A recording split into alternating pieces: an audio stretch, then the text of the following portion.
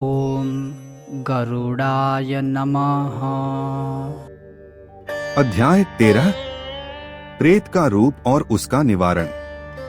गरुड़ जी भगवान विष्णु जी से पूछते हैं कि जो मनुष्य जाने अनजाने में पाप कर्म कर बैठते हैं वह यमदूतों की यातनाओं से कैसे बच सकते हैं। प्रेतों के रूप किन कर्मों द्वारा बनते हैं। किस शुभ दान से प्रेत योनि छूट जाती है।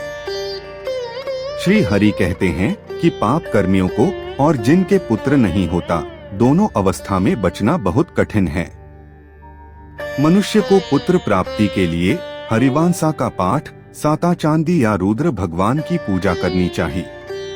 फिर भी दिवंगत आत्माएं स्वर्ग लोक तक जाती हैं यदि उनका संस्कार पुत्र न होने की अवस्था में कोई दूसरे मनुष्य द्वारा विधि पूर्वक किया जाए। जो पूर्व जन्म संचित कर्म के अधीन रहकर पाप कर्म में अनुरक्त रहते हैं, अपने धर्म को त्याग कर दूसरे धर्म को स्वीकार करता है, विद्या और सदाचार से वंचित है, वह प्रेत योनि में जन्म लेते हैं। जीव अपने कर्मों अनुसार दूसरे शरीर को प्राप्त करके यम लोक में नाना प्रकार के कष्ट भोगता है। यम लोक के मार्ग में 16 पुर पड़ते हैं। संसार में धर्म, अर्थ, काम और मोक्ष यह 4 मार्ग हैं।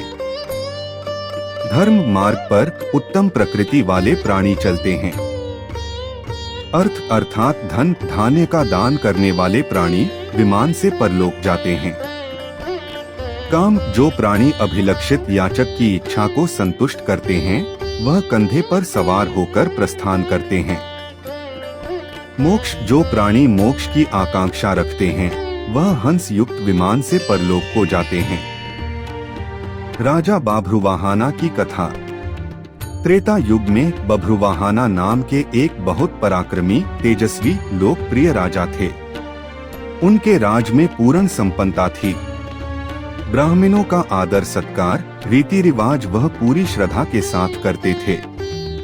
एक दिन वह अपने मंत्रियों के साथ जंगल में शिकार खेलने गए। एक हिरन पर वार किया। घायल मृग तीर के साथ जंगल के भीतर भागा।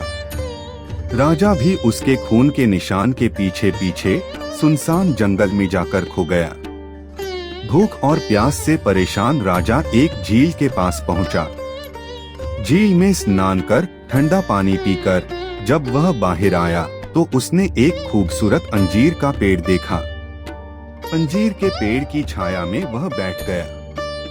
कुछ ही क्षणों में उसने एक भयानक प्रेत आत्मा को देखा जो भूख और प्यास से व्याकुल थी। वह प्रेत आत्मा राजा के सामने आकर बोली, हे राजन, आपकी कृपा से आज मुझे इस दुर्गति से छुटकारा मिला है। मैं आपका आभारी हूँ। राजा के उसकी दुर्गति का कारण पूछने पर प्रेत ने कहा कि वह भी एक देश का राजा था। ब्राह्मणों की सेवा, दान, पुण्य नियमित रूप से करता था। पूर्वजों के श्राद्ध भी समय पर निपुण होते थे। परंतु यह सब व्यर्थ हो गया क्योंकि उसके कोई संतान नहीं थी। कोई मित्र, कोई संबंधी जो मेरे मरण उपरांत मेरी अंत्येष्टि विधि पूर्वक करता, जिसके कारण मेरी यह दुर्गति हुई। यदि मासिक 16 श्राद्ध पूर्ण नहीं होते तो 100 वार्षिक श्राद्ध करने पर भी मेरी गति नहीं हो सकती। राजा ने आश्वासन दिया कि वह उसकी परमति के लिए वह सब प्रयास करेगा जो वह करने को कहेगा। प्रेत ने यह सब विधिन कही। विष्णु पूजा, 2 शुद्ध सोने के टुकड़ों से जो धन छल कपट से न कमाया गया हो, श्री नारायण की मूर्ति बनवाकर पवित्र जल से धुलाकर पीले वस्त्र गहनों से सजाकर पवित्र स्थान पर रखकर इनके पूर्व में श्रीधर, दक्षिण में मधुसूदन, पश्चिम में वामन देव, उत्तर में गदाधारी, इनके बीच में पितामह और माहेश्वर, इन सब की रीति अनुसार पूजा करें। एक सांड को छोड़ने का भी प्रयोजन है।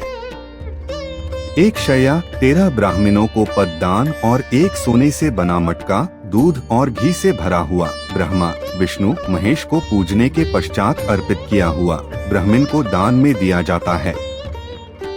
जंगल में से अपने मंत्रियों के साथ बाहर निकलकर राजा के द्वारा की गई रस्मों श्राद्धों से उस प्रेत आत्मा को सद्गति प्राप्त हुई। एक अनजान व्यक्ति द्वारा पूर्ण की हुई श्राद्धों की रस्मों से यदि प्रेत आत्मा को गति मिल सकती है, तो पुत्र द्वारा संपन्न किए जाने पर कितना लाभ हो सकता है। जो भी इस पवित्र कथा को सुनता है या दूसरों को सुनाता है, कभी भी प्रेत योनि में नहीं जाता। ओम गरुड़ाय नमः।